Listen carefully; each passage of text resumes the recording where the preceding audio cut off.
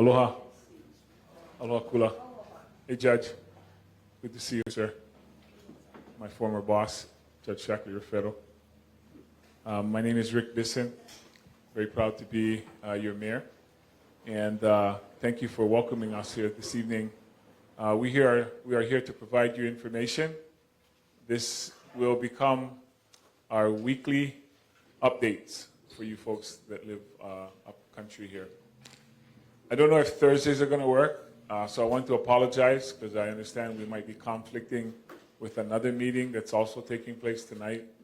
That was not our intention. Our intention was to try to get up here as quick as we could, and this is a day that works. If you don't know, we are in Lahaina every Wednesday evenings, and so we are now going to establish a weekly meeting here in Kula. So, first of all, if I can just get a sort of a straw poll, are Tuesdays better than Thursdays for that? For 3 people? Is everybody else better? Or for the rest of you? Okay. What if I say don't raise your hand if you guys like Tuesdays? Is that good?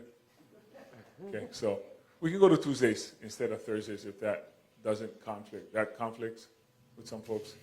Okay, I guess there's never a perfect night to do it, but we'll try to do it where we have the least amount of disruption for you folks. Okay. Who likes Thursdays for us to keep it on Thursdays? Okay. All right. I see we do have a couple. All right. So I'm going to tell we're going to go to Tuesdays so that we can set your schedules for that. So again, tonight we brought some resource people with us. We're going to have a second mic coming around where you folks can ask questions. And I hope we can get answers to you from the folks we have today. Because we kind of threw this together also, we don't have all the resource people here tonight that we want to have and that we can have at the later meetings. And that's also another factor for some of our folks. Tuesdays, some of our resource people, Tuesdays were better for them, could be better for them, we hope. So I'm going to introduce Daryl Oliveira. Daryl is our administrator on emergency management. And so hopefully we can get to that. I know we're going to have some re-entry questions or some of the debris cleanup questions and stuff. So I know we have Army Corps. I see them here also with us. We have some FEMA folks. So, all right, start with Daryl. Any opening questions for anybody, from anyone, before we get started with this? Okay. Thank you. Sorry we started a little bit late, but hello. Good evening again, and I wanted to say thank you again for the opportunity to come up and interface with you folks and basically talk stories, share information, and then field your questions. A lot was shared last week, Thursday, and I think a lot of the interest was regarding the air quality and safety issues with the ash and so forth. So we do have Department of Health participating. They couldn't be here in person, but we promised you we'd have them available to you this week, so they are participating virtually. So Kathy Ho, as the Deputy Director of Environmental Health with Department of Health, is on, as well as some of the teams. Well, as the Mayor said, we also have Mark Culver here from the Corps of Engineers. We have some of the team in the back. And so we'll give you a brief presentation on where each of us are at with the different operations we're doing, and then welcome your questions after that. So, before we get started, I just want to say thank you to Renita from the school and the school hosting us here and setting it up for us, as well as Jasmine with our sign language interpreter here. The restrooms, men's are on this side, on the outside around the corner. Ladies' restrooms are on this side if you haven't been here before. So as the Mayor said, I'm Daryl Oliveira. I'm the current interim Maui Emergency Management Administrator. And again, had a pleasure of meeting many of you last week. I shared that what we've been trying to do is work closely with the Corps of Engineers, EPA, and then the contractor that's doing the debris removal by helping to ensure that you have notice of when your property is scheduled for the debris removal. As was promised last week, you'll get no less than 72 hours notice from the contractor, the Corps, or even us. What we've been doing on NEMA's side, or the county side, is assisting and making sure, because we have resources to go out door to door in the event you're not home. For some of you that weren't home when I went out last week, and again on Monday, and I sent one of our other team members out yesterday, we might leave these door hangers for you. What will be on the door hanger is the address of what's scheduled to be cleared. There's phone numbers that you can call for information. But again, just want to make sure you get notice that there is either your property being cleared or scheduled for clearing, or your neighbor's property being scheduled for clearing. It was very eye-opening for me going out last week and again Monday watching some of the operations and impressed with some of the, I'll say, quality assurance steps that they're taking with dust control. I would like to hear from you. The neighbors that I spoke to, especially on Nunu Place, had very positive comments of what they experienced with good dust control measures. But again, that's not to minimize any of your concerns with the risk with the dust and the ash. So that's what MEMA's been doing. We're going to be working with the partners and making sure you get the information you need to prepare and do what you need to do to stay safe. With that, I'd like to welcome up Mark from the Corps of Engineers, and he can share where they're at with the debris removal. All right, several updates tonight. First, we'll talk about 6 Nunu and 14 Nunu. 6 Nunu is in the process to where the soil sampling has been sent off. We're still awaiting results. 14 Nunu is a good ways along in the process. We're waiting for a closeout report on that property. Yes, sir. What's a 6 Nunu and a 14 Nunu? 6 Nunu Place and 14 Nunu Place addresses, sir, for the two properties that we're working. Where's that at? Kulamalo. Okay, thank you. And then also, I know today we were on 192 Kulamanu Place at Tom's property. Some of the things that I wanted to address and talk about tonight that's carrying forward from the previous meetings. Air monitoring has been good. We've continually monitored. Everything's been good on site. And as Darrell said, the feedback we're getting from property owners, adjacent property owners, is things have been going really well. One thing I'll cover tonight, there was a question or a comment to me when I first came in tonight about the one day that we did have a stand down.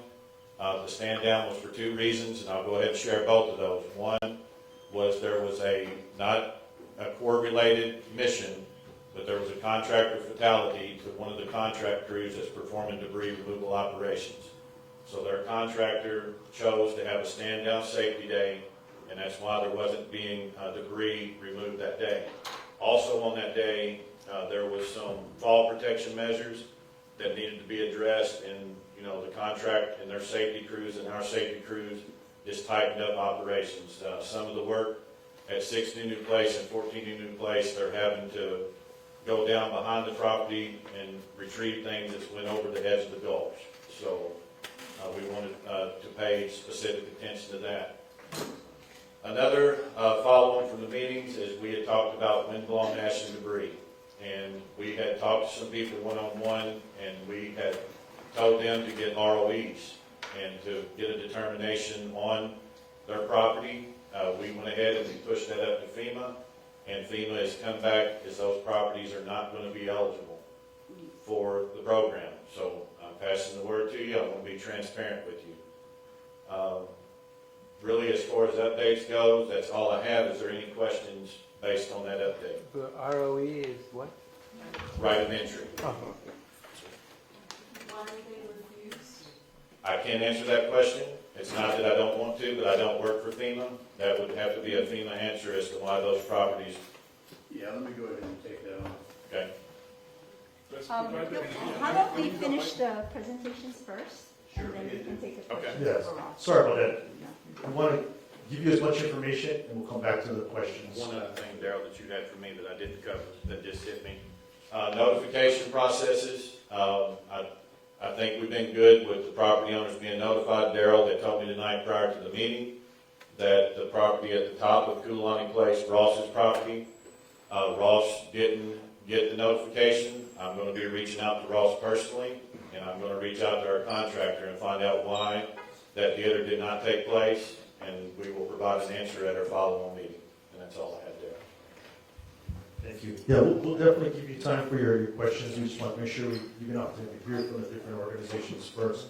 And as Mark said, a couple things. One, the fatality wasn't related to any of the activity here.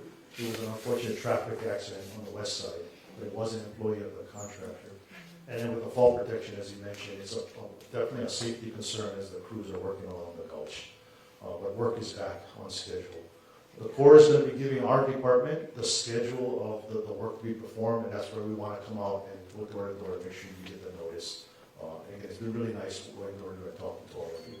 The next group I'd like to invite up to speak is actually online as Department of Health. We definitely heard you last week. You have a lot of concerns, health and safety concerns with the dust and debris. With that, I'd like to have Kathy Holt from Department of Health give an overview and maybe introduce some of her other team members on the call who are here to answer your questions after that. And as we open up, this meeting or these meetings are really to give you information, keep you updated on the progress of how things are moving, and if there's any changes to any of the work that we're doing here.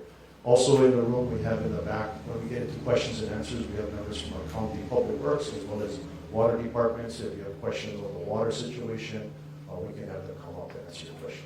So with that, I'm going to turn it over to Kathy, who's online with her team, to give you an update from the Department of Health. Thank you very much, Daryl. For the tech people, are we okay with our cameras on at this point, or should we turn them off and turn them on, or how do you want? No, you guys are good. Thank you. I wanted to give an update. Aloha, everyone. I wanted to give an update. As of today, Lahaina ash sampling was completed. And we expect the test results to arrive in approximately 3 weeks. Also, there are 57 purple sensors and E-bands and regulatory air monitors installed on Maui and Lanai. There are 21 purple sensors and 5 E-bands in Lahaina, and 25 purple air sensors and 6 E-bands in Kula and Makua that is sponsored by the Department of Health. DOH contractor Tetra Tech installed 3 E-bands at 3 locations to monitor particulate matter. Also the DOH contractor began Kula community air monitoring last week and is continuously doing air monitoring for the particulate matter in addition to daily sampling of asbestos and a suite of heavy metals such as arsenic and lead and chromium. I also believe, I understand that USACE is also doing perimeter air sampling for particulates, including asbestos metals, PAHs, and silica. DOH has requested through an RFA that soil and air ash sampling be conducted on neighboring properties adjacent to the homes in the burnt areas. As always, if you have any questions about air quality regarding the air sensors, we recommend that you take a look at the fire.airnow.gov. Along with me today is Dr. Kenny Fink, who is the Director of Health, and Dr. Roger Brewer from the Department of Health, who can answer questions regarding, we understand that there were some questions regarding sampling. With that, those are my updates. Thank you. Is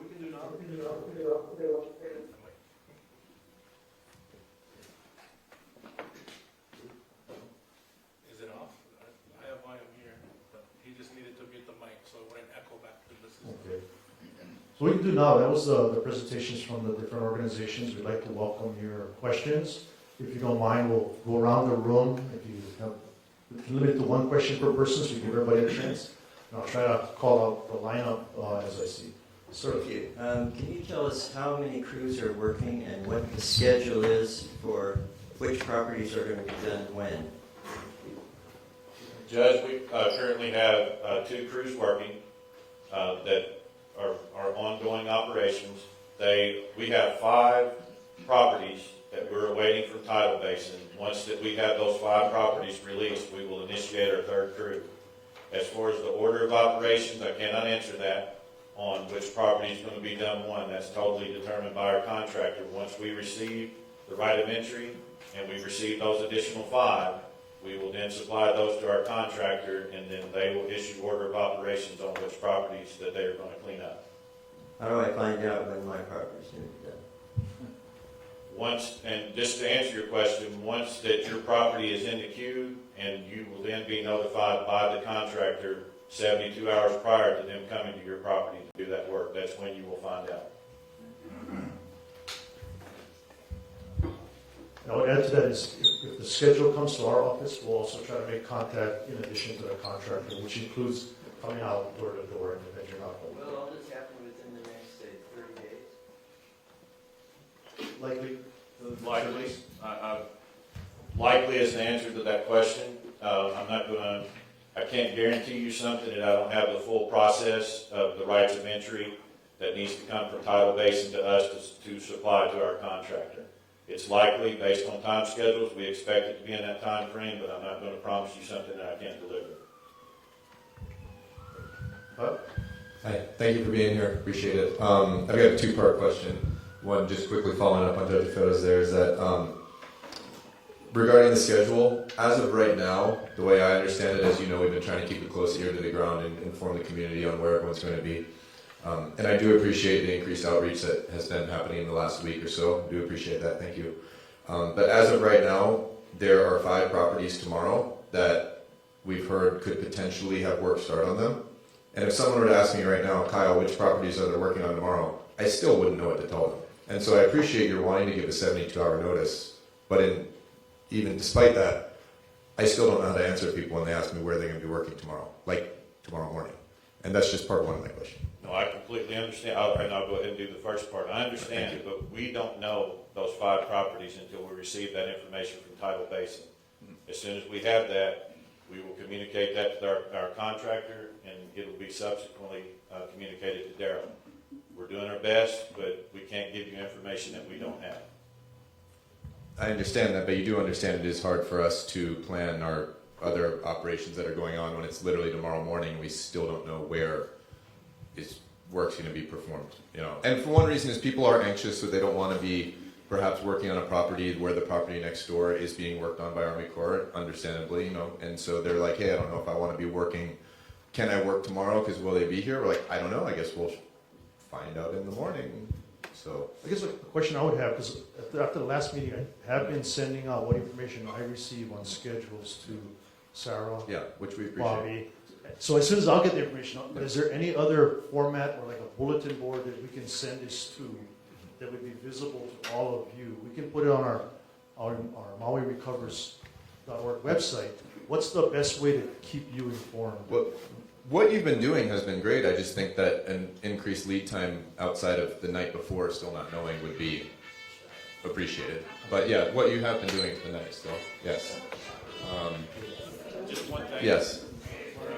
One thing, Kyle, is we understand that, and I want you to know we are trying to work out this kink to where that we need this information. We're asking for it daily, just like you're asking us. So we're working on it, and we want the notification process to go well, provide as much notification as we can. And there are things that we're working on, and we continue to do so daily. Okay. Thank you. But part 2. Okay. This is for Kathy O for Department of Health. I'm not sure how that works with the virtual component here. There she is. Thank you. Can I speak on this one? Both of them? Yeah. All right. So my question is that, after 3 months, we are glad to see an increased air monitoring presence in Kula. However, the purple monitors that are deployed are low-budget AQI monitors that are mainly are supposed to measure dust and smoke particulate in the air, and the air quality index is regarding dust and smoke. They're not really geared towards picking up heavy metals, and they're not showing us what is in the air. They're showing the amount of the size of particles, but they're not showing what that is that's in the air.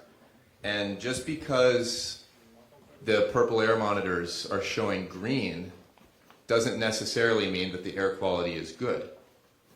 For example, the NIOSH level of arsenic that's acceptable in a workplace is only 2 micrograms per cubic meter, with a 15-minute ceiling of saying, hey, about 15 minutes. OSHA is 10. I'm not sure why the difference between 2 and 10. But the readings off the purple air monitors over this last week are consistently between 2 and 3.8 micrograms per cubic meter every single day, with spikes as high as 13.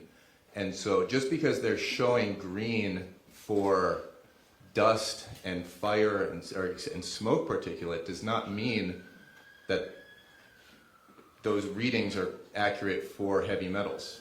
And what I would like to see is the EPA grade monitors that were originally submitted to OSHA in August, on August 22nd and 23rd.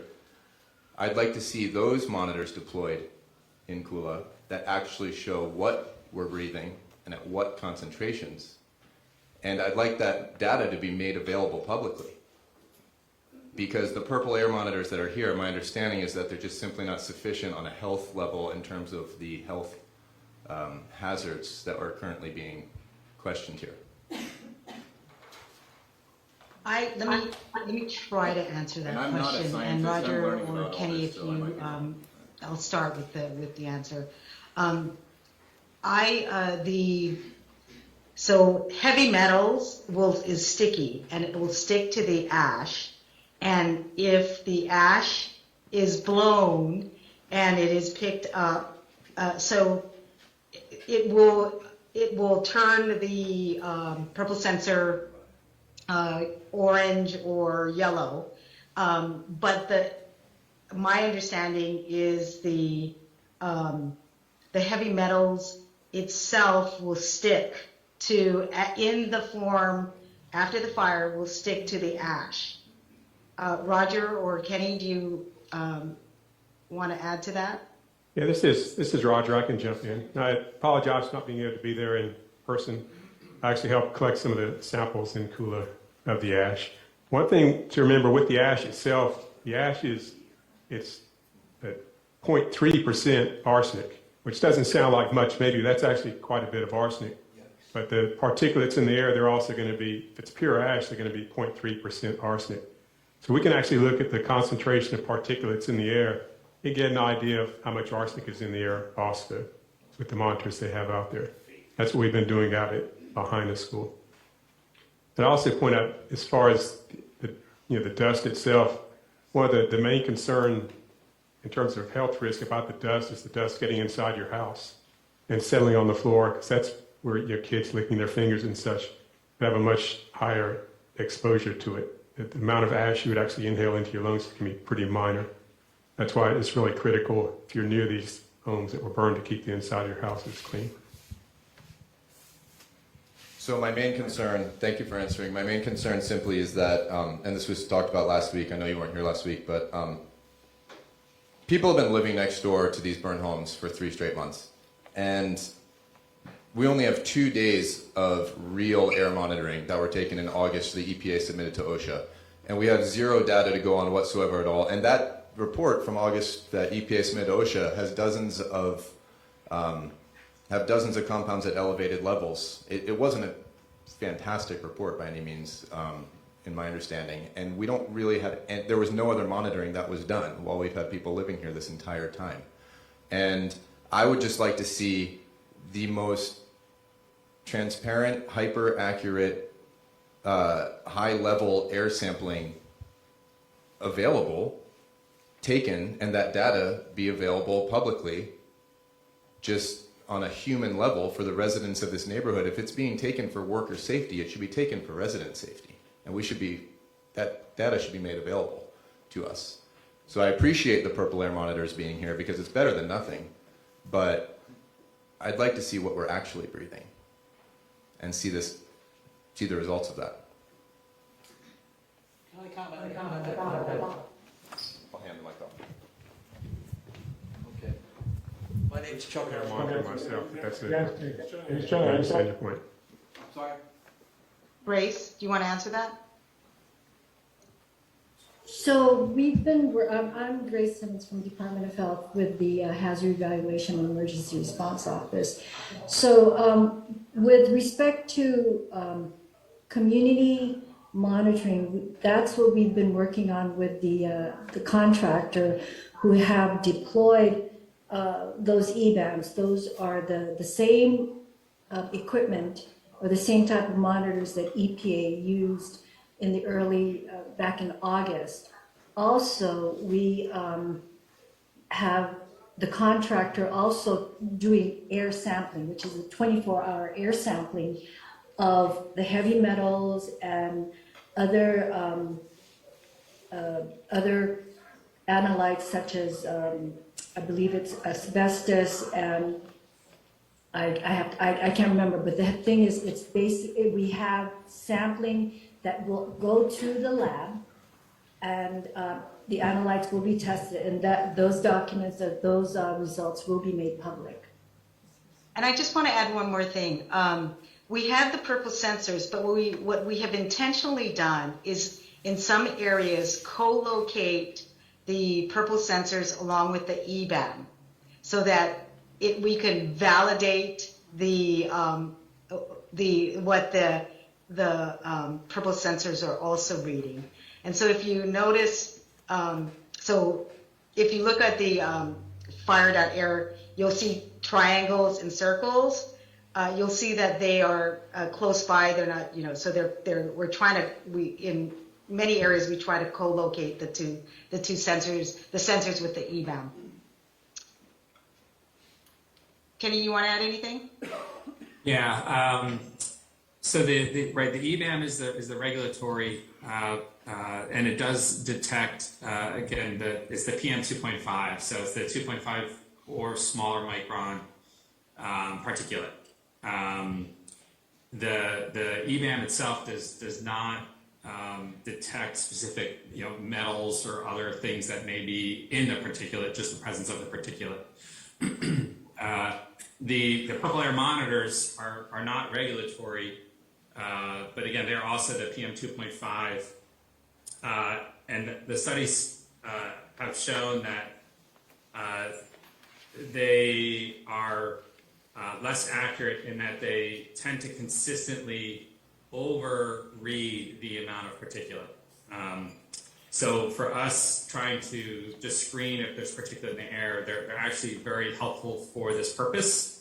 And as Kathy mentioned, we have a few co-located with EBAMs for quality control purposes. Looking at the constituents that were identified in the ash testing, again, as Kathy mentioned, because they are somewhat sticky, they would only be present in the air if there is dust or ash present in the air. They're not, gaseous forms on their own. Earlier on, there were some other samples of the volatile organic carbons. That was sort of, a different issue, which was temporary and really a result of ongoing combustion, which is not the case anymore. So the things that would be toxic would be a part of the dust or ash so the screening for the dust or ash really would be the indicator of potential exposure. Something else that was reassuring was that when the EPA did air samples, even though the air monitors showed green, right, during that air sampling, it was at that time that none of those metals were identified as being elevated.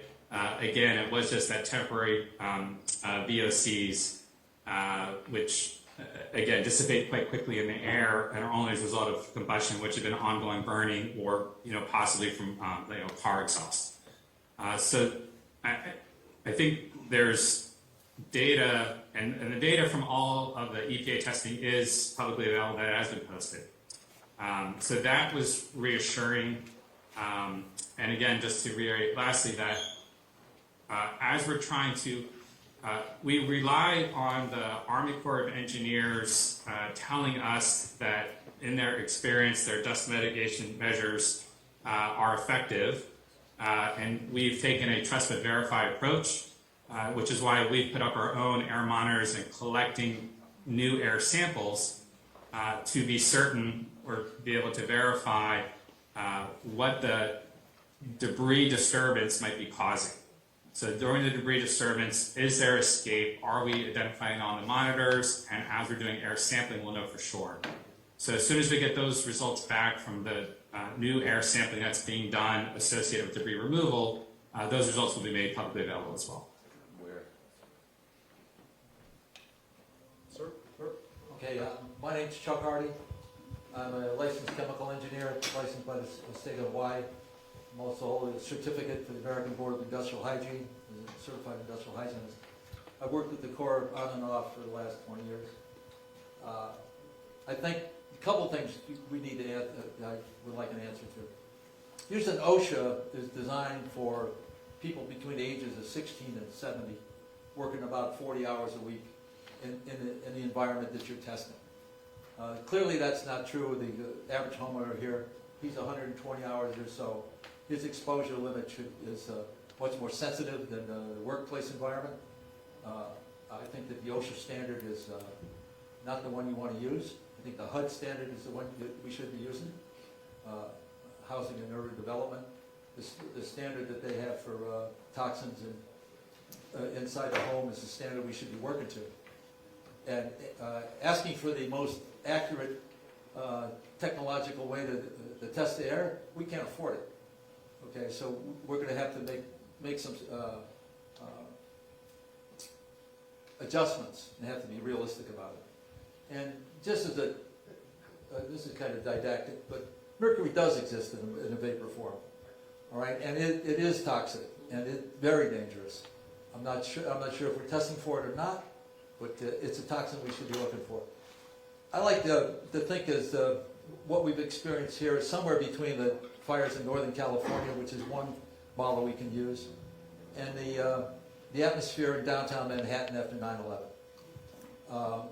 The cost of 9/11 wasn't the cleanup, it wasn't the rebuild, it was the cost associated with the health issues that are linked to the 9/11 issue. That's one, and it just as an aside, I work with a number of environmental professionals here in Maui. None of us have been contacted to help with this. We've all done hazardous materials evaluation of dozens of homes in Lahaina, probably a dozen or more up here in Kula. We know where some of this stuff is at. We know where it is. No one's talked to us. I just want to know who the contractors are. I tried to reach out to the Corps, had no success. Tried to reach out to FEMA, no success. Tried to reach out to EPA. I got the EPA Region 10, Region 2. The problem is this is covered by Region 9. The organizational effort here, from what I've seen at a worm's eye view here, has been substandard and unacceptable. I think that you guys are asking the right questions, asking for a schedule, and who's in charge? I haven't seen that. I have no idea. I've looked, and I know how the system works. Imagine the Corps guy, are you a GS-15? No? SEE? You're not in that chain? Neither? No, I'm an emergency management specialist, and just based on experience, I'm a debris subject matter expert for debris removal. Okay. Neither of those two. Well, I tried to reach out to Ruben Delan, who's the Department of Health for the state of Hawaii, indoor air quality guy. I said, who do I talk to, Ruben? You talk to the EPA. I could go talk to the EPA, talk to the Corps. There's nobody with the Corps. Then I hear CCE, need to talk to CCE. Who? Give me a name. I think I got the name of the woman who's running this out of Honolulu, but you can't get through to her. And when I talked to the CCE guy, the woman who's their CIH would be equivalent to what my pay scale would be. She's in Virginia. That's 6,000 miles away from here. They need to be here. You need to be using people, local people here, who understand some of the background. When I talked to one of their IH guys, one of their folks, I said, "You guys tested for arsenic?" He said, "Why don't we test for arsenic?" Because we got canic tile out here. They have no idea what the hell canic tile is. Every guy I've ever worked with in the Central Pacific knows what canic tile is. They didn't know about it because they're from California. They don't have contact with this kind of stuff. So we're getting, what I've seen so far is a lot of California guys working. And I used to work as a contractor to government. I know how this works. We've got guys with task order agreements, I assume, that have come in. And it's easy, because it's easy to get them contracted, it's easy to get them started. But they are not local guys. And you need more local folks here. And just one more thing. whenever there's a fatality on a job, you don't elect to have a stand down. OSHA comes in and you will have a stand down. This is not optional. So we've had a fatality work related. If it was traffic or not, it's not optional. You got to stop. And they should have an investigator out here trying to figure out what happened. Anyway, I would hate to be so negative. A couple of positive things. Our fire department are heroes to a man. I've never seen a group of guys work so hard and be so dedicated. I saw two of the guys had been sent out to get coffee and donuts for the boys because they were working their ass off. I said, and they were covered in sweat in their bunker gear. I said, how's it going? He said, well, we got another 24 hours, maybe 48. They didn't sleep for 2 days straight. And these guys weren't sitting behind a desk in an air-conditioned office typing. They're out there busting their ass. I was very impressed with those folks. And the second thing was the response of the local people. There's a woman that runs a detail shop next to one of the shops I work at, who had organized all of her Hawaiian. She's a one-legged hula dancer, if you can imagine this. And she organized her folks, and they got food, water, clothing, whatever they get their hands on, got in their own trucks and fought their way down to Lahaina from Kahului. Very impressive. Anyway, we've had some magnificent responses, and we've had some not so great responses. I think right now, the effort should be looking at, if I'm doing the testing, air quality, it's going to be what, it's obvious, you're not going to find a damn thing. We get 40-mile-an-hour trade winds through here, it's going to blow up, most of the stuff's going to be gone. What we need to be testing is the people. Like I know a woman who's got elevated lead in her urine. What the hell's going on there? Is there something she had before the fire or after? Is this a problem that is going to be more common out here? Instead of looking at the air quality, which is not a bad idea, the first shot out of the box, but we're past that. We should be looking at the people living in the homes directly adjacent to the fire. Anyway, that's my 2 cents. Oh, by the way, I offered to work for the mayor for free if he needed a technician to translate this gobbledygook in English. I'd be happy to help you out there.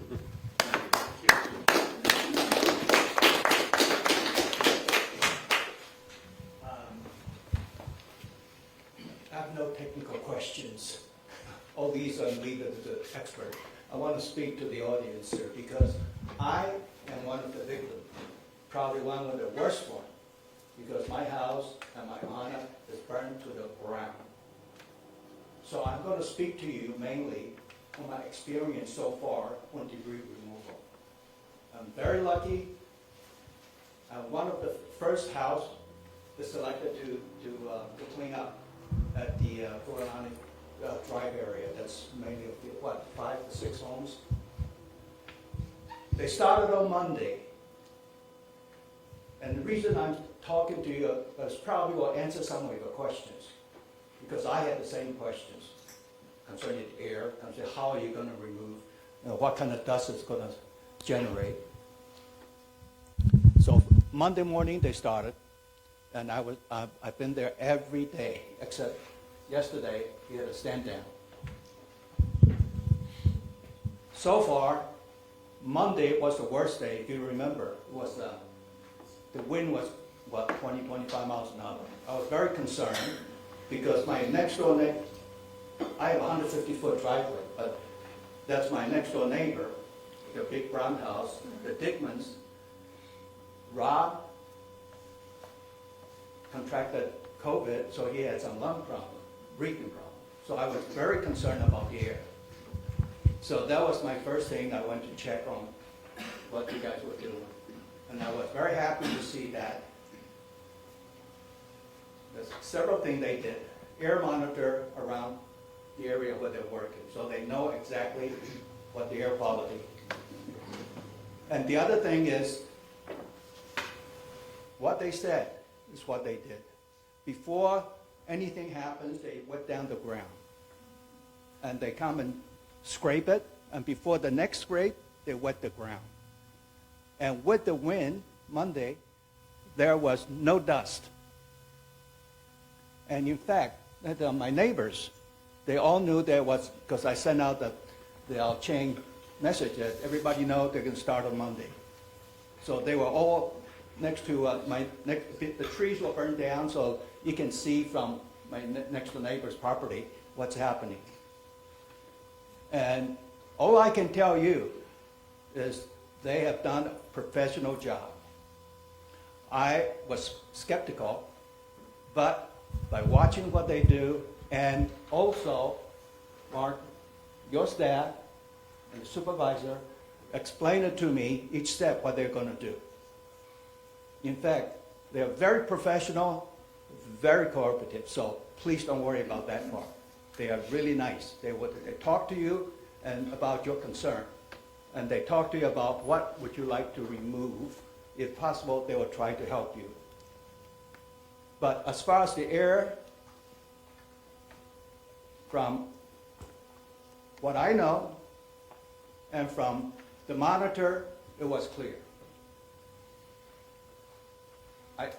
I can't say enough, based on my expectation, that you guys have done a really professional, great job. Appreciate that. They're not finished yet. I reserve my final judgment, but they'll be finished. So, but I really do so far. I think some of my neighbors who watched it felt the same way, that you guys did a really, really good job. Appreciate it. Thank you. I just want to add, because we're right above, we're on Kula Circle, and we kept anticipating we're going to have to shut windows, and we saw the water trucks come in, and and the high wind, we're going, oh no, but we have not seen any dust rising. I mean, and we really are looking right above his property, and we have not seen any dust rising. And it's the orchestration of the trucks and the water trucks. I mean, it's like a clock, the way they keep coming in and wetting things down. So, again, thank you so much for keeping it that way. Thank you. Remember in the back?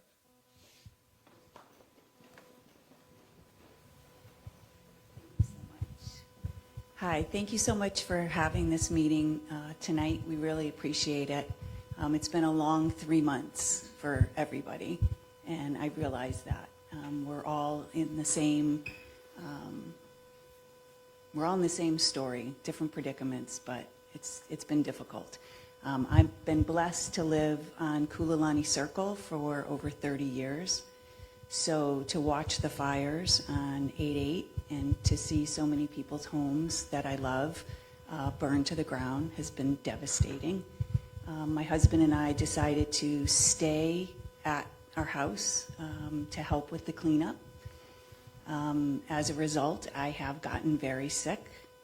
I've gone to Kaiser many times, nebulizer, albuterol, steroids, tried many, many different things.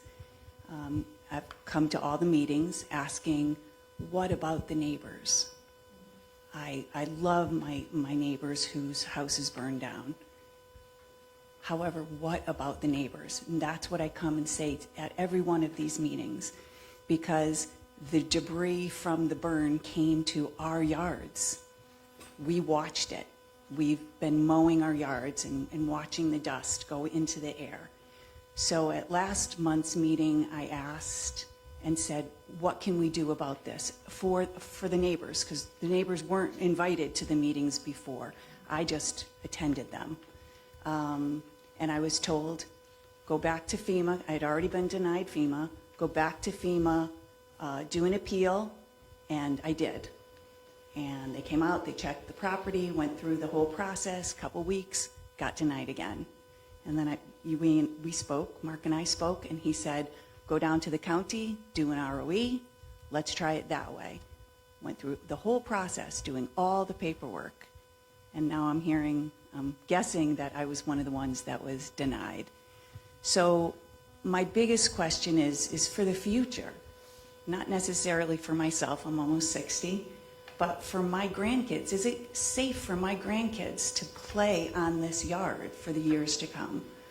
shouldn't we be spending money and time thinking about the future of Maui? What keeps me up at night is, are we doing enough? Are we looking at everything? Because I've been so sick, and I did have a pre-existing condition. However, we're talking about pregnant women, children, people on dialysis. There's a lot more of us. And I would just love to know, why are we not able to test the yards across from my house? Is uninhabitable. I had to stay in that house for 2 months. They just got us, my husband and I, a new house to live in a month ago. So I was in there with the ash coming in, but we weren't being given directions of what really to do. So my question is just for the neighbors. Are we doing everything that we can, and what can we please do to test this soil? Thank you so much. Thank you. Did you want to say anything, Mark? I want to make a brief response, and I want to be transparent. We've had a lot of conversations. We talked by phone, and I think throughout our conversations, I was up front and I told you, I want to help you run everything to ground. I want you to submit the paperwork, because the way this process works is, you run it through. We have to seek approval. If approval is denied, then the next step. I did the extent of what I think that we can do to help you, and from that point, we're a debris removal. That's what the Army Corps of Engineers does, and I wanted to provide you all the processes to request assistance based on how this works through prior events and trying to help people. But I think I'm at the extent, and Mark, if you want to speak to the approval, disapproval process, and then, there may be other agencies that can help with the other matters, that you're seeking help with. Mark, can you please go up front? So let me start with some context. Nice to see some new faces. I met some of you guys a month ago. Really sorry for your losses. So private property debris removal is our mission. That's predicated on a state request for assistance, and the underpinning to that is it exceeded their capabilities. Okay, now that mission for FEMA under public assistance normally is limited to removing ash, partially burned structures, fully burned structures, contents of the home, furniture, etc., as well as items that pose a risk to the work crews, such as walls and hazardous trees. Okay.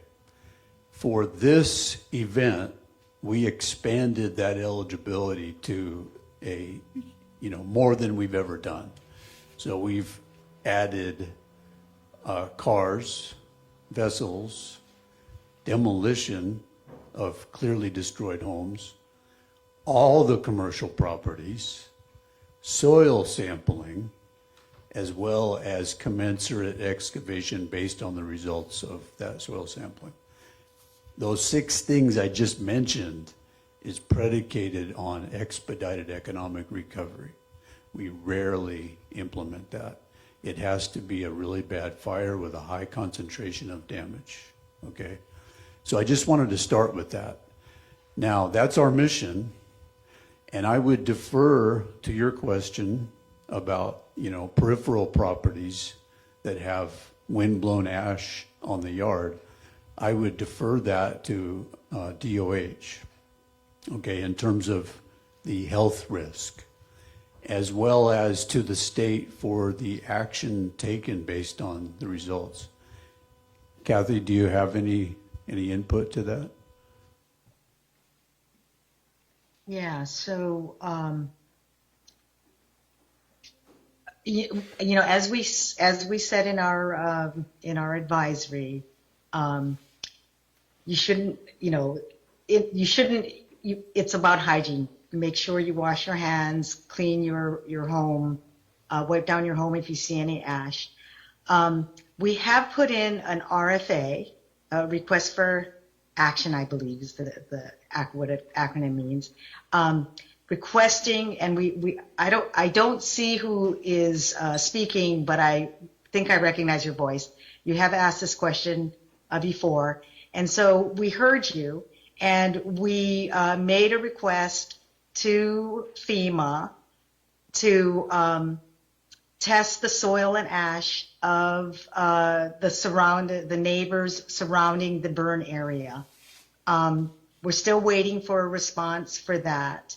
But there's always, and you may not like this answer, but there is always the ability to hire a contractor. DOE did that to test the soil at the schools. You are able to hire a contractor to test the soil at your home if you're unable to wait for the response from FEMA on our request to get your homes tested. We get reimbursed for those tests, or is that out of pocket? Out of pocket. You look at $5,000.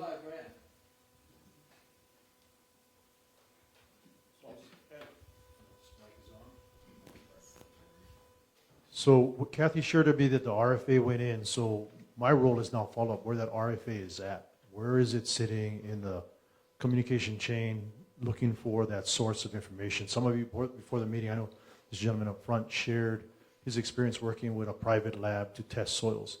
So I'd love to speak to some of you after this, get more information about what's available locally, what, as we work through the RFA process that Department of Health's put in, to identify resources that can help with some of the questions you have with testing on the properties that are not going to be necessarily eligible under the FEMA program. So we'll continue to work on that from the county's standpoint and identify what resources are available there. Yes, sir. Yes, at this point, it seems like the RFA is really kind of cart before the horse. We do not have the data.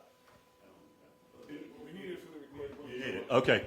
Yeah. We do not have the data from the burn sites themselves from the soil. Is that available someplace? The Department of Health tested 8 sites, and they pooled all of that data. They averaged it. It would be most useful, I think, even as a starting point, to just have ash sampling available publicly from each of the burned sites. Is that possible? And if not, why not? Kathleen, I believe you guys published the results of your sampling efforts, right? Yeah, we did. And maybe Roger, you can, Roger drafted the sampling plan. So Roger, would you speak to the concern? Sure, and thanks again. So the need to test the ash first came up in Lahaina when they wanted to reopen the schools. They were concerned about dust, ash blowing off of Lahaina and getting into the schools in the Malka area. So that's the way we designed our sampling plan. So the question there was what's the concentration of contaminants in the ash itself for Lahaina in general, the residential area, just Makai of the schools. So for that area, we just needed one sample. We collected it. Actually, last week they collected a large sample from that area. And we just needed one concentration of the contaminants in the ash to get an idea of what the potential dust impacts would be. So we followed the same procedure in Kula. Another thing in Lahaina, there was concern about the people removing debris going lot by lot. So we wanted to look at the average concentration of contaminants in the ash for the whole burned area in general. And that's the approach we used in Kula. We only had access to 8 of, I think, the 20 plus homes that had been burned. So we collected one very large sample from all 8 of those houses. Now the results that we got, which I talked to quite a few people in California, not surprising, really high in arsenic, is probably from the treated lumber used in the homes. It should be very similar between individual lots. But that wasn't really the question we were addressing. We were collecting the samples, again, variability between individual lots themselves. There might be some, the older houses, pre-1960 especially, could have a little bit higher concentrations of lead because of lead-based paint. But we could still get some idea from the data we have there. So it wasn't our plan to test every individual lot. We didn't really need to do that to answer the questions that we were addressing. And I don't expect there to be a lot of variability between individual lots for the ash as a whole. I would beg to differ on that. Yeah, okay, I would beg to differ on that. You know, I'm no expert in this, and obviously you are, but the samples that were done were cut off at the year 2000. There's a tremendous amount of variability in the properties up in Kula. We have some of the original single wall houses with the Kanak, and then we have the mega I don't know how many billion-dollar mansions that are full of all kinds of technology, and I suspect all kinds of exotic metals, not just from Tesla batteries, but from Photolab chemicals. There's a tremendous amount of variability between the sites in Kula, and I think that it's negligent, really, not to have samples from each of these properties so that the adjacent landowners know what they've been exposed to.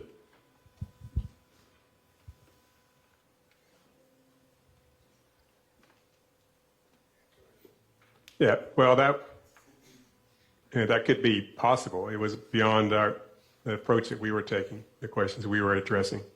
And most of the ash on the sites, in mass terms too, it probably came from the lumber from the house itself. That would be the main weight of the house itself. There's definitely, I agree, definitely be variability between these different metals and smaller pockets of the ash within the house. But that was beyond capability of our sampling event and really ability to sample in terms of cost and such. Would it be possible to do the sampling I'm requesting? The property adjacent to me next door has about 8 foot deep of ash, and the majority of that is not timber. It's metal cabinets that were full of vinyl records and chemicals. You know, and that's just one example. There's a lot of variability on these sites, believe me. Yeah, there would be some, and there you're talking about larger stuff too. We were focusing on the ash that could blow off the site. Roger, do you want to explain the technique of multi-incremental sampling and how you decided to choose those areas in which it was tested? Yeah, well, the way you would collect a representative sample from this, again, we're looking at all the ash combined, there's a lot of science behind it. I'm not going to get into that, but you need to collect a sample. In this case, from at least 100 points, we actually collected sample from 240 points within those 8 homes. And the sample needs to weigh at least 2 or 3 kilograms. And the laboratories is very strict protocol they have to follow to test the sample. It's well beyond anything that EPA would do. So I'm understanding this is not possible.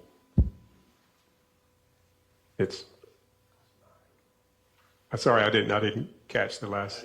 I'm just clarifying that what we're being told is that my request is not feasible or possible. Oh, it's definitely feasible and possible. I'm not sure that our office would do it. But the main point here, I think, is the arsenic levels are going to drive risk. I've looked at quite a bit. It's one of my kuleanas is risk assessment. The arsenic levels themselves are so high in the ash, they're going to be the main driver of health risk. Certainly there's a lot of other stuff in the ash, just like you're saying. But it's already high enough, we know it throws up a big red flag, especially for workers who are removing debris and such at the site. Yes, I understand that you know, we have worker protection standards in place, and that the workers that are going in and doing the removal, the direct removal, have monitors on them.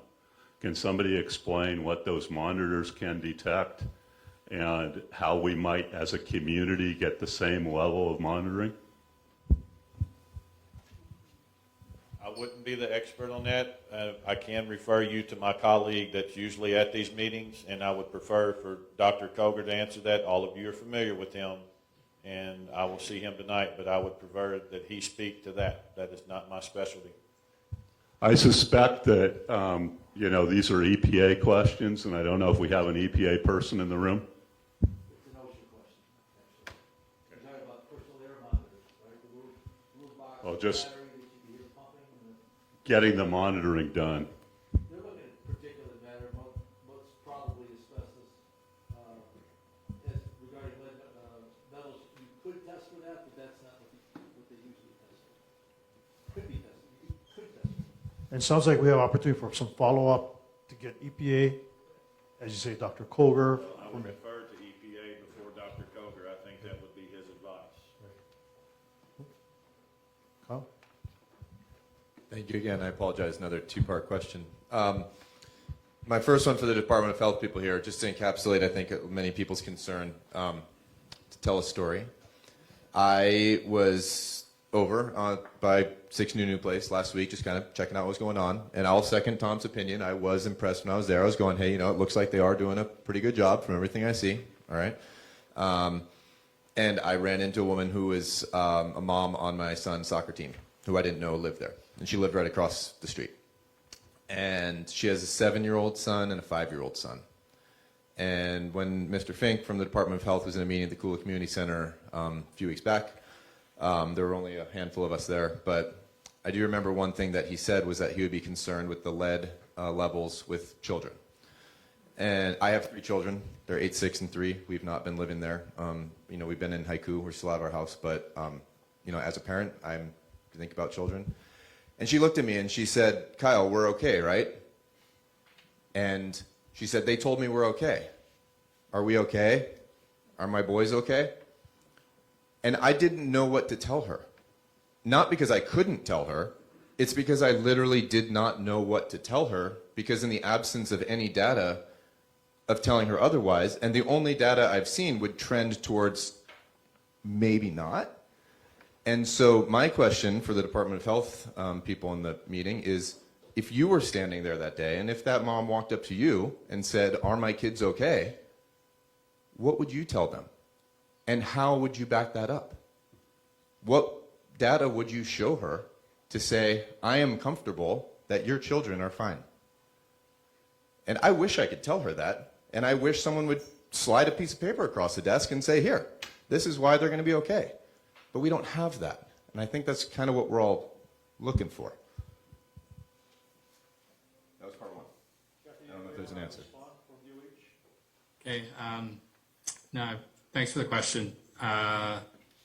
So I would tell everybody, if they're concerned, to talk to the healthcare provider. That's the safest thing. With what we have found in the ash as the highest, or the substances of concern, namely arsenic and lead. Arsenic, the body will, excrete. There's some concerns for those who have kidney disease. The body does not excrete lead as well. For lead, the proper screening test is a blood test. And in children, they can do a finger stick for a blood level screening. For arsenic, the recommended screening is a urine test. We did send a medical advisory out to the provider community about that. I received some feedback that maybe providers hadn't received it, so we're doing additional outreach with providers to make sure that they have that information. As far as an individual's risk, it would depend, on many factors, to understand the nature of their exposure. I do feel confident that, again, there's different periods of time. With what we know now, and I understand there's going to be the unknown of what preceded this. I fully acknowledge that. With the soil tech applied, with the duration that we've had air monitors up there and that information, I don't believe that there's new exposure from that area. Prior to that, if there was ash or dust on surfaces, right, we recommended people, clean those surfaces, and then don't have reason to evidence to believe, again, based on the air monitoring, that there's an additional risk of new accumulation. As far as, we talked about exposure on the ground, understanding how much of that may have been residential ash versus grassland ash, how long it was there, how it blew away, all those dynamics, can provide some understanding, but I understand the interest in knowing for certain and the request for the soil testing, and again, that RFA is in. I think knowing that within that pooled sampling, particularly with the amount of arsenic that was identified, but also with the elevated lead, that it is reasonable for those to be considered indicators for exposure to ash. And those are things to potentially discuss with your healthcare provider if you should be screened for any of those things to be certain. Okay. All right, thank you for the response. I appreciate it. I just want to, for those in the room, just get up to speed with a couple of dates and numbers and everything. The fire was August 8th. The soil tack was applied on September 27th. And the number of air monitors in the Kula burn zone was 0. The first medical advisory was issued on October 18th, and it was only issued to providers, not to residents. In lieu of the fact that there were literally 0 air monitors in the Kula burn zone for 7 weeks pre-soil tack application, which is another way of saying that all the arsenic and lead and all the heavy metals were freely drifting on the wind, not being monitored because there was no data. And you say we should go to our healthcare provider, which I do agree with, and I'm with Chuck about saying that I do think a lot of people should get tested because at this point damage is done already. And if we were to get the private funding together to get 100 people urine and blood tested and get 50 properties soil sampled and have a bunch of air monitoring done, and if it were to come out, and I hope I'm wrong, I hope there's no problem at all. And if it were to come out that there was a pretty strong correlation between residents, urine levels, soil samples, air data, there's a pretty strong correlation amongst all of it, does the state feel that the explanation of we asked FEMA and they said no is a sufficient response?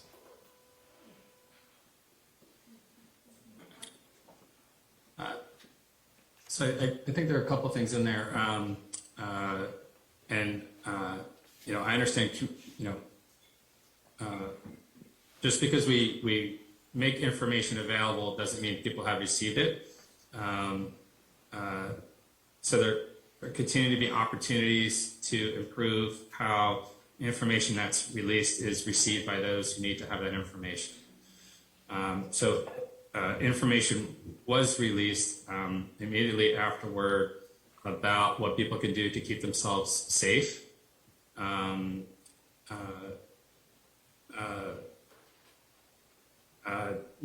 What do we know about the degree of exposure?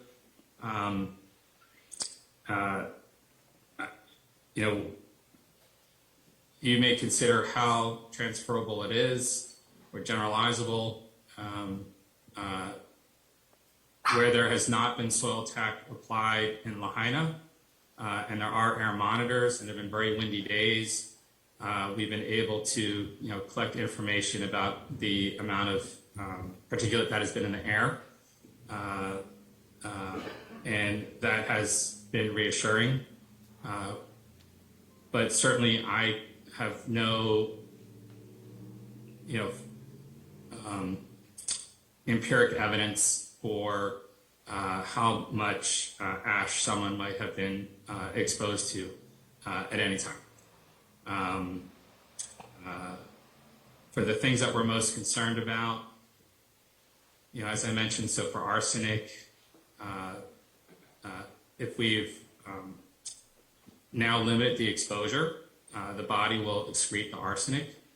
And the lead would be something, again, particularly for vulnerable populations, without knowing and able to know for certain what the exposure may have been.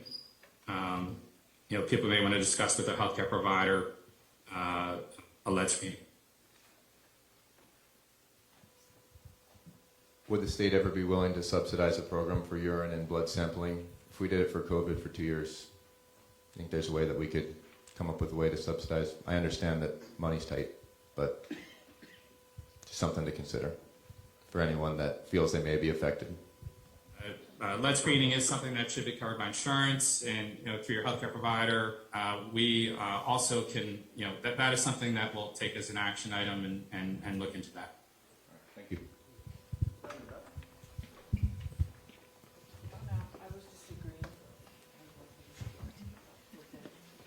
Thank you for being here, and Yuki Lei, thank you for consistent communication with the community.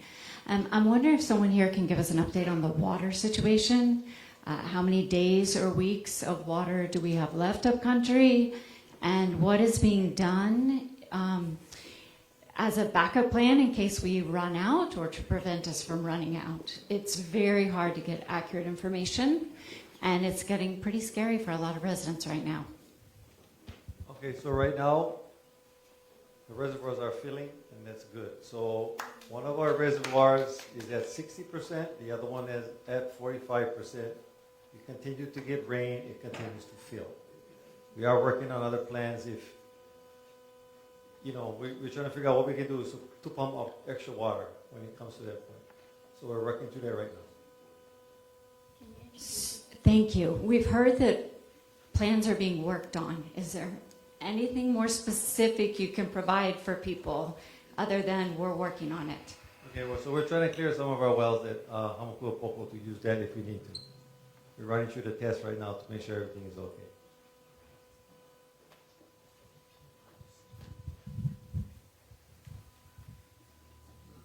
Other questions on water? Have you acquired and installed the backup generators at the water pump station? No, they have not been acquired and have not been installed, but we Why have. not? Well, it takes money, right? Hey, they sending billions over here. Go buy the stuff, put it in. What you waiting for? We have tried to get more funding to do that, so that is in the process right now. That's what they said 20 years ago. My question, I asked this last week. We are in the neighborhood in we're on Kululani Circle, and we were told about 3 meetings ago a good way to mitigate some of the ash and the dust in the air is to wash our houses and our walkways down. So now we're not supposed to use water. And I was hoping that at least for the area that we live in, where they're removing things, and even though the dust control has been good, I would love to get that hose against my house and my porches to wash it down. So could there be any type of, while this is going on, that we can use the water for that purpose? Okay, I'll come talk to you after. Okay, thank you. Okay, so yeah, I would rather you guys take this offline and talk to me offline. Okay? Why? That's not acceptable.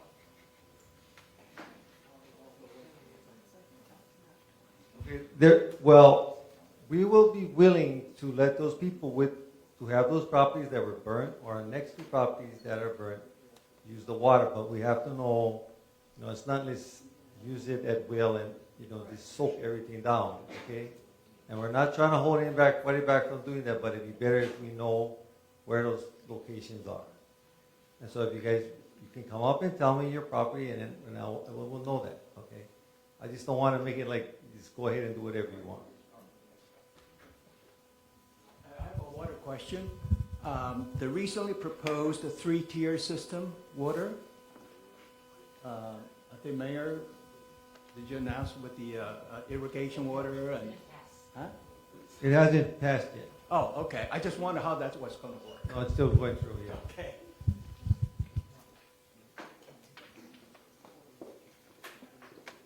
Thank you. Just to follow up on that, you kind of already answered it, but the request I know has been received for people that are still dealing with burn-affected properties and if they can be exempted from the water situations right now, like when Army Corps goes through and hydroseeds properties at the end, our understanding is that's the responsibility of the property owner to keep that irrigated. And in situations like that, you know, where people are like, hey, they've sprayed seed, we got to keep it watered, or hey, my property is still burned and I still get, you know, dust devils of ash coming through. I think we can, you know, get a little pass on the water Yes. situations. Yeah, So so we'll you talk with you. discuss- Yeah. yes. Okay, thank you. I also just wanted to commend the county on, there is, for those of you that don't know, I just did a little Google searching on it. They do have an upcountry water level site on the Department of Water Supply that shows a weekly PDF of showing the capacity and the usage and everything like that. And so you can go look and see like, hey, how much water are we getting? Unfortunately, it is only updated weekly, and as of 11/13, it's still not updated yet. So whoever updates that, I know we'd all love to see it. Okay. But it is cool that you have that, but it would be better if you updated it all. We'll try, yeah. Okay. Any other water questions? Thank you. And I should have introduced Kimo Landgraf, Deputy Director for Water Department, if you didn't know who he was. Yes, Tom. I just have a couple of things I'd like to advise the community. Be vigilant on the hotspots, because just last 2 weeks, right, Kyle? Say, just at my house on the Gulch, there were 3 incidents. The smoke was coming out. In fact, yesterday, Kyle called me to say, smoke. So just be very vigilant. You know, it's been, what, 3 months? We still have hot spots. And the second thing is, when I showed up my house today, your staff, corporation staff says, Tom, this guy showed up.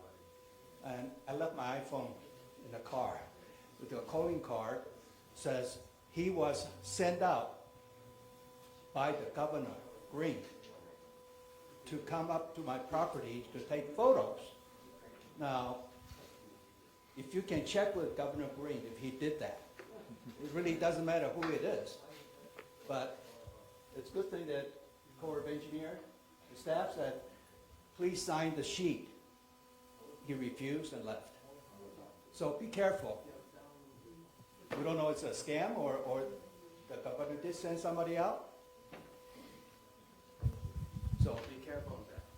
Thank you. We'll take one more question. We've been going for about an hour and a half. I want to respect everybody's time, and I know it's probably been a long day for many of you. So one more question, if you don't mind. And we'll still be around if you want to come up and ask us anything.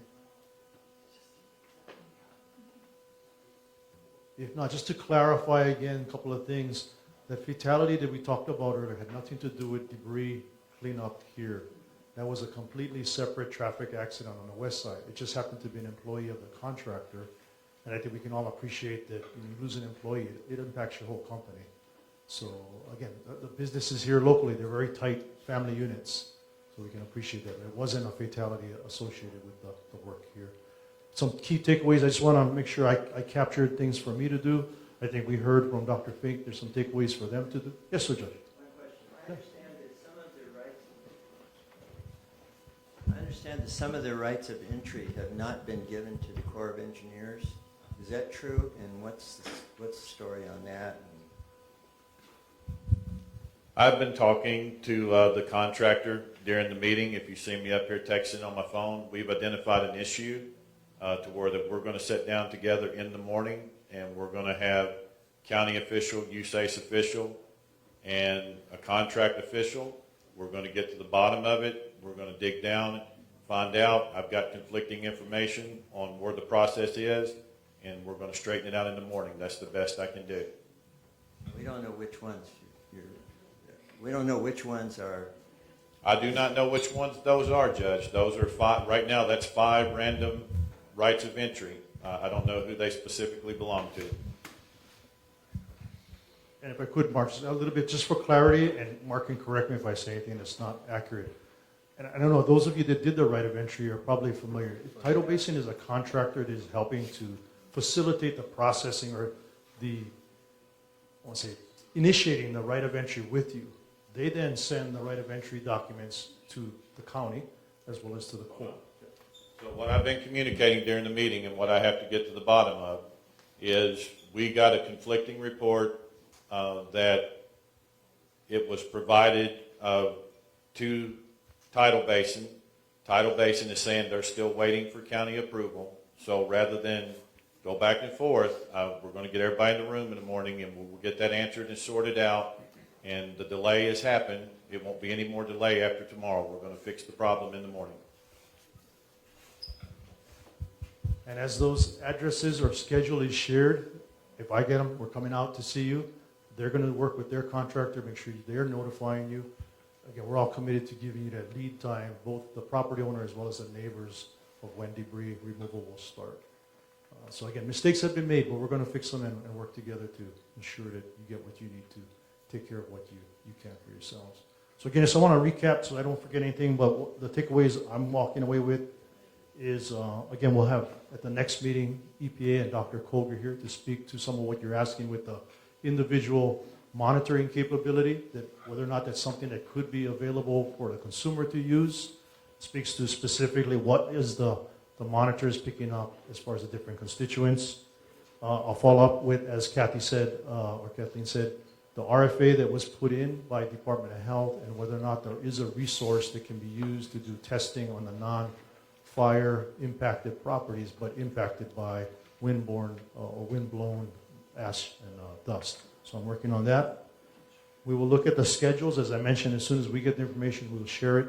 As some of you know, the schedule that was given to me, I shared it with Bobby, shared it with Sarah and Yuki as well. So we'll push that schedule out so you can have visibility through the different networks you have in your community. And we'll look at even posting it on some of the county-supported websites like our MauiRecovers.com. We want to make it visible so everybody can see what the schedule is. The caveat there, though, is the schedule won't get any sooner, so you won't see work happening any sooner than the 72 hours, but there could be possibly the work getting pushed out depending if there are delays. The reason why I say that, I would hate to see anyone make, let's say, reservations to be off your property, let's say book a hotel, the work gets pushed out and you incur some costs or impact with that. So that's the caveat and why I say it won't be any sooner than 72 hours, but we can't guarantee that it may not be delayed. The other thing, or the last thing I have on mind, is the testing. Really appreciated the comments on the testing. I think, as you heard from Dr. Feng, a takeaway for them is they're going to see if they can subsidize the health testing. We'll continue to look into that. Anything I'm forgetting from the group? Yes, ma'am. I have a completely somewhat unrelated question. If the gulch is still on fire, and of course there was ash from the houses that went into the gulch, and we're still getting residue from that, and in, of course, our really heavy winds coming out November, December, January, especially February, how does that affect everyone around the gulch that's getting the air, not even in the immediate area? I'm maybe 5 minutes away. I can only be in my home with 2 air purifiers going on. My lungs have been severely affected, even though I'm not in the immediate neighborhood. I had to have a CT scan. They thought I had pneumonia from the fire smoke. So what's being done? I don't think anything reasonably can be done about the gulch, of course, but that means that we're still all being actively affected by it. So, I mean, that's just a reasonable question. I think the best thing I can share is I'll let you take your information where you're at and share that information to the others that are part of the whole response team. How are you being impacted by what's maybe in the gulch and the greater community? That would be most of Kula all around the That would be most of Kula. I know people that didn't have their homes burned, but their lungs were so affected and still are in neighborhoods outside of Kulalani. I mean, I'm Kulanani, 5 minutes away by car. I'm being affected. And so these people are asking very reasonable questions. What's happening to the general populace 5, 10, 15 minutes away, still being affected by ash and the current burning in the gulch? I feel it's a reasonable question. Yes, like I said, I'll get your information, location, and I think we're all committed to identifying what is that impact the ash and dust is having on the community as a whole. This is my health. Correct. So he was accurate in saying we need to test the people and their health. We'll keep working on that. Thank you. Thank you. If you don't have any other questions, like I said, we'll be here. You're welcome to come up and ask us. Yes, Ross. What about a big vacuum? Suck all that stuff up. Run them through a HEPA filter. That would help. We're Yep. ready to go. Thank you. Okay. Thank you, folks. Like I said, we'll be here. Thank you.